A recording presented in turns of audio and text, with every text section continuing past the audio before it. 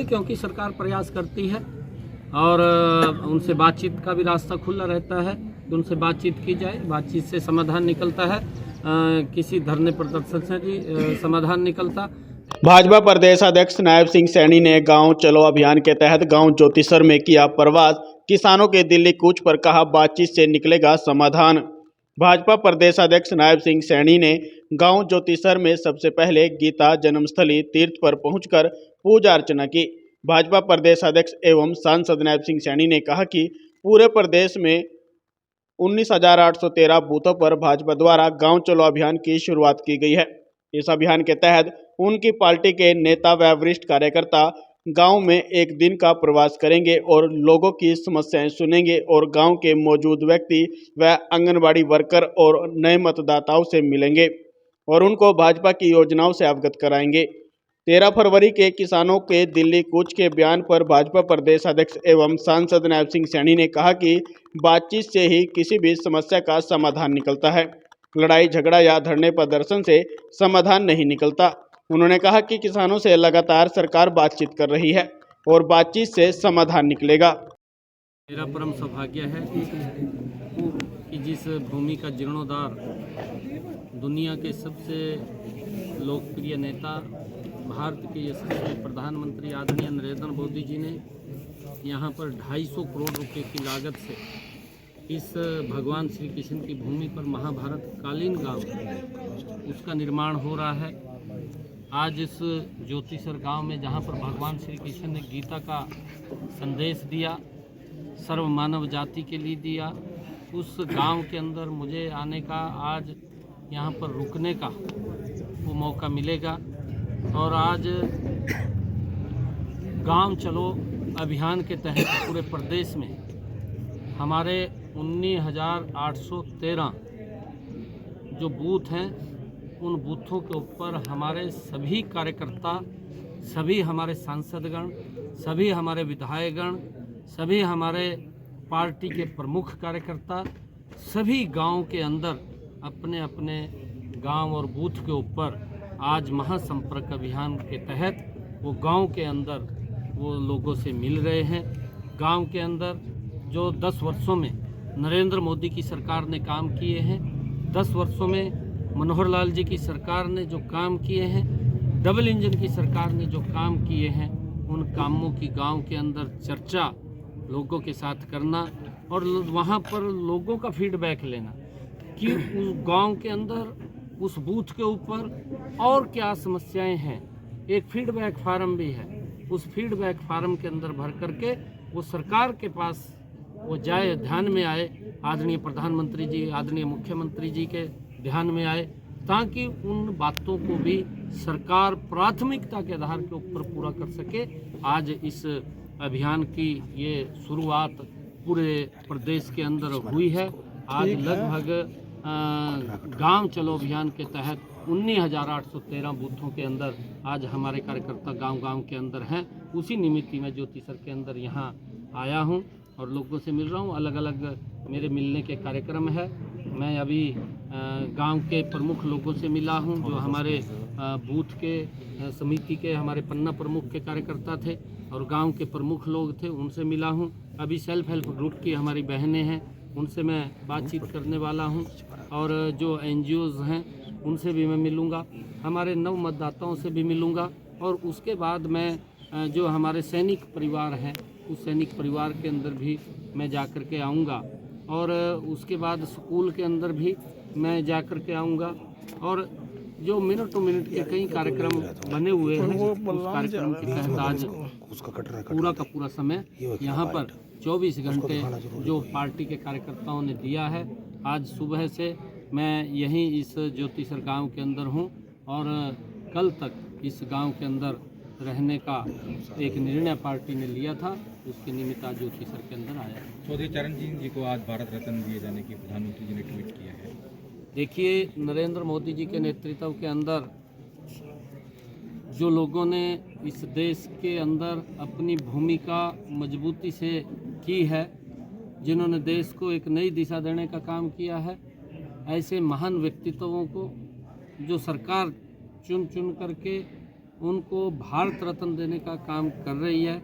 मैं बधाई देना चाहूँगा आदरणीय प्रधानमंत्री जी को कि उन्होंने एक ऐसे व्यक्तित्व, चाहे लाल किशन जी आडवाणी अभी पिछले दिनों उनको भारत रत्न से नवाजा है, और चाहे अभी चौधरी चरण सिंह जी को आज भारत रत्न दिया गया है। ये देश के रत्न हैं जिन्होंने देश के हित के अंदर कहीं ना कहीं मजबूत काम किया है, और ऐसे व्यक्तित्वों को जो भारत रत्न दिया जाना वो देश के लिए एक गौरव की बात है। मैं आदरणीय प्रधानमंत्री जी को इसके लिए बहुत बहुत बधाई देता हूं। नहीं तो हम देखते थे कि पहले जब भारत रत्न जैसा प्रमुख किसी को सम्मान देने की बात होती थी तो कहीं ना कहीं उसके अंदर भी बड़ा भेदभाव होता था, परंतु आज इस भेदभाव से ऊपर उठ करके चाहे पीवी नरसिम्हा राव है उनको भी भारत रत्न देने का आज ये जो निर्णय हुआ है ये देश के लिए एक बड़े गर्व की बात है, गौरव की बात है। अध्यक्ष जी, किसान दिल्ली की ओर कूच कर रहे हैं, क्या कहेंगे? देखिए, किसानों के लिए जो नरेंद्र मोदी की सरकार ने काम किए हैं, आदरणीय प्रधानमंत्री जी ने, चाहे प्रधानमंत्री किसान सम्मान निधि है, लगभग 2 लाख करोड़ से ज़्यादा पैसा इन 10 वर्षों के अंदर किसान के खाते के अंदर पहुंचाने का काम नरेंद्र मोदी की सरकार ने किया है। चाहे प्रधानमंत्री फसल बीमा योजना है, उसके माध्यम से किसान को मजबूत करने का काम नरेंद्र मोदी की सरकार ने किया है। मैं देखता हूं पिछला 10 वर्ष का जो कार्यकाल था 2014 से पहले का, मात्र 1156 करोड़ रुपया कांग्रेस की सरकार के अंदर किसान की फसल का खराबा हुआ था, इतना पैसा देने का काम किया। और किसानों को 2-2 रुपये के चेक जाते थे, 5-5 रुपये के चेक जाते थे, इस प्रकार का मजाक होता था। परंतु इन 10 वर्षों के अंदर अगर मैं देखूं, किसान की अगर फसल का खराबा हुआ है तो हमारी डबल इंजन की सरकार ने, नरेंद्र मोदी और मनोहर लाल जी की सरकार ने 11,000 करोड़ रुपया किसान के खाते के अंदर घर में पहुंचाने का काम किया है। इतनी मजबूती से सरकार काम कर रही है। तो इतना कुछ देने के बावजूद भी फिर क्यों किसान जा रहे हैं? वो कह रहे हैं बार-बार, कल आपकी मंत्रिमंडल की बैठक हुई चंडीगढ़ में, फिर भी किसान नहीं मान। मैं अभी बता रहा हूँ कि उसकी फसल का खराबा हुआ वो दिया है। अगर आप यहाँ देखें हरियाणा के अंदर भावांतर भरपाई, अगर किसान की फसल के कम दाम बाजार में मिलते हैं तो उसकी भरपाई करने का, कि उसको घाटा न पड़े, उस घाटे को पूरा करने के लिए मनोहर लाल जी की सरकार भावांतर भरपाई दे रही है। और उसके बावजूद मैं आपको बताना चाहता हूं कि हमारे हरियाणा के अंदर कांग्रेस के जहां राज्य रहे हैं, अभी पंजाब के अंदर आम आदमी की सरकार है, परंतु 2 ही फसलें खरीदी जा रही हैं। 14 अन्य फसलें हरियाणा के अंदर MSP पर खरीदने का काम मनोहर लाल जी की सरकार कर रही है। और उसके बावजूद मैं आपको बताना चाहता हूँ, प्रधानमंत्री कृषि सिंचाई योजना, जिसका मैं अभी आप लोग मैं गाँव MSP पर खरीदने का काम मनोहर लाल जी की सरकार कर रही है। और उसके बावजूद मैं आपको बताना चाहता हूँ, प्रधानमंत्री कृषि सिंचाई योजना, जिसका मैं अभी आप लोग मैं गांव के लोगों से जब बात कर रहा था, प्रधानमंत्री कृषि सिंचाई योजना बना करके किसानों को जो स्प्रिंकल वाटर से सिंचाई करता है, ड्रिप इरिगेशन से सिंचाई करता है, उसके ऊपर भी सरकार ने 70 से लेकर के 90% तक सब्सिडी किसान को दे करके ज़्यादा क्षेत्र के अंदर फसल का उत्पादन हो, उसके लिए इन 10 वर्षों के अंदर बड़ा क्षेत्रफल बढ़ाने का काम ये सरकार ने किया है। और लगातार नरेंद्र मोदी की सरकार MSP बढ़ा करके 2014 से पहले 2003-4 में कांग्रेस की सरकार आई, उससे पहले NDA की सरकार अटल बिहारी वाजपेयी जी की सरकार थी। उस समय के अंदर एक DAP खाद का कट्टा 367 रुपये का मिलता था। कांग्रेस के समय के अंदर ये 12-13 के अंदर जा करके ये 1200 रुपये का मिलना किसान को शुरू हो गया। ये कितनी बड़ी महंगाई कांग्रेस ने वो बढ़ाने का काम किया, 2 डिजिट के अंदर कर दिया, परंतु उसके ऊपर ध्यान नहीं दिया कि ये वजन किसान के ऊपर पड़ा है, कोई ध्यान नहीं दिया। परंतु आज भी वो स्थिति बनी थी, आज वो स्थिति बनी थी कि अंतर्राष्ट्रीय स्तर के ऊपर DAP खाद का भाव वो डबल चला गया था, 2400 रुपये चला गया था। परंतु नरेंद्र मोदी जी ने उसके ऊपर सब्सिडी दे करके लगभग 3000 करोड़ रुपए की सब्सिडी इस DAP खाद के ऊपर दे करके किसानों को वही 1200 रुपये के भाव से वो DAP मिल रहा है। उसके ऊपर कोई भाव है, चाहे बेलर है, चाहे अन्य और कोई इंस्ट्रूमेंट है, किसान का, उसके ऊपर सब्सिडी देने का पहली बार इस सरकार ने काम किया है, ताकि हमारा किसान मजबूत हो। लगातार सरकार सकता है और उसको लेकर के किसान ट्रेन शुरू की है, उसका भी बड़ा उपयोग हमारा किसान उठा रहा है और देश के अंदर विभिन्न स्थानों से वो किसान रेलें चल रही हैं और किसान को लाभकारी मूल्य मिले, इसके लिए नरेंद्र मोदी की सरकार ने काम किया है। और मैं एक और बात बताना चाहता हूं, जो इसका जिम्मेवार अगर कोई है तो कांग्रेस पार्टी है। कांग्रेस के घमंडिया जो गठबंधन के लोग लगे हुए हैं उनके साथ, वो इसके जिम्मेवार हैं, क्योंकि वो भ्रष्टाचार करते हैं। भ्रष्टाचार का असर कहीं ना कहीं गरीब व्यक्ति के ऊपर पड़ता है, किसान के ऊपर पड़ता है, परंतु आज नरेंद्र मोदी की सरकार इसको ऑनलाइन करके डायरेक्ट लाभ पहुंचाने का काम किसान तक कर रही है। अध्यक्ष जी, बड़ा गुट है गुरनाम सिंह चुड़ुन्नी, वो नहीं जा रहा है। चंडीगढ़ में बकायदा बैठक ली, आपने क्या करोड़ों रुपए दिए, अरबों रुपए दिए किसानों के लिए, मगर किसान नहीं मान रहे हैं और फिर भी वो कह रहे हैं हमारा में दिल्ली कुछ करेंगे 13 तारीख। देखिए, क्योंकि सरकार प्रयास करती है और उनसे बातचीत का भी रास्ता खुला रहता है, उनसे बातचीत की जाए, बातचीत से समाधान निकलता है। किसी धरने प्रदर्शन से भी समाधान निकलता, लड़ाई से या किसी और से समाधान नहीं निकलता। समाधान तो बातचीत से निकलता है।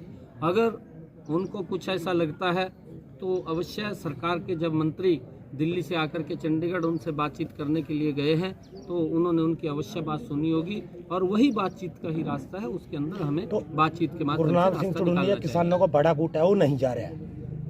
देखिए, मैं इसके ऊपर कोई ये सारा का सारा किसान वर्ग समझ रहा है और वो जानते हैं कि क्या चल रहा है क्या नहीं चल रहा। आज देश की जो विकास की गति बढ़ी है, ये पहली बार है कि देश का एक नया इतिहास इन 10 वर्षों के अंदर लिखा गया है। देश का इंफ्रास्ट्रक्चर कितना मजबूत हुआ, ये कुछ लोगों को पच नहीं रहा और कुछ लोगों को इसलिए नहीं पच रहा कि क्यों गरीब के घर के अंदर मकान बन गया। इतनी गति से मकान नहीं बने थे। आज देश के अंदर 4 करोड़ नरेंद्र मोदी जी ने इन 10 वर्षों के अंदर नए मोदी जी आ रहे हैं रेवाड़ी एम्स का दूसरा पार्ट का करने के लिए, उसको ये हमारे लिए बड़ा गर्व की बात है कि आदरणीय प्रधानमंत्री जी हरियाणा के विजिट के ऊपर 16 तारीख को आ रहे हैं और वहाँ पर एक एम्स और हरियाणा को देने की बात है। लगातार मुझे खुशी इस बात की है कि कांग्रेस ने 55 साल के अंदर एक एम्स बनाया। अटल बिहारी वाजपेयी जी 5 साल के लिए रहे, उन्होंने 4 एम्स बनाए। नरेंद्र मोदी जी की लगातार ये विकास की गाथा चल रही है। 23 एम्स नरेंद्र मोदी ने मात्र 10 वर्षों के अंदर बनाए। अभी एक और एम्स हरियाणा को देने का आदरणीय प्रधानमंत्री जी 16 तारीख को आ रहे हैं। हम हरियाणा की तरफ से आदरणीय प्रधानमंत्री जी का बहुत बहुत स्वागत और भव्य स्वागत उनका करेंगे, उनका धन्यवाद करेंगे। हुड्डा की कांग्रेस पार्टी है, उसमें एक गुट अलग यात्रा लेकर चल रहा है, लेकिन हुड्डा को उसके बारे में नहीं है। क्या देखिए, कांग्रेस आपसी द्वेष का शिकार है। कांग्रेस के अंदर 2 धड़े हैं। उनकी लड़ाई किसी और की नहीं है, उनकी लड़ाई आपस की लड़ाई है कि मुख्यमंत्री ये बनेगा, मुख्यमंत्री वो बनेगा। और मेन उनकी लड़ाई होती है कि पहले तो वोट लो, सजाबाग दिखा करके फिर भ्रष्टाचार करो। और भ्रष्टाचार से कहीं ना कहीं विकास की गति धीमी पड़ती है। उसका एक उदाहरण भी है, मैं आपको उदाहरण के साथ बता रहा हूँ। अटल बिहारी वाजपेयी जी ने दिल्ली से लेकर के इस रोड को शुरू किया अमृतसर तक, 4 लाइनिंग आप लोगों के सामने है।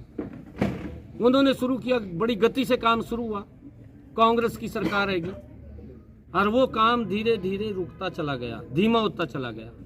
और मेरे ख्याल से, मेरे ध्यान में है 2007-8 की बात है ये, इस रोड के ऊपर बड़े बड़े झुंड जाम गए। ये चिंता नहीं करी कि लोगों को तकलीफ हो रही है, पूरा पूर्ण रूप से काम रुक गया। 2014 में नरेंद्र मोदी की सरकार आई, नरेंद्र मोदी की सरकार ने उसके ऊपर फिर काम शुरू किया।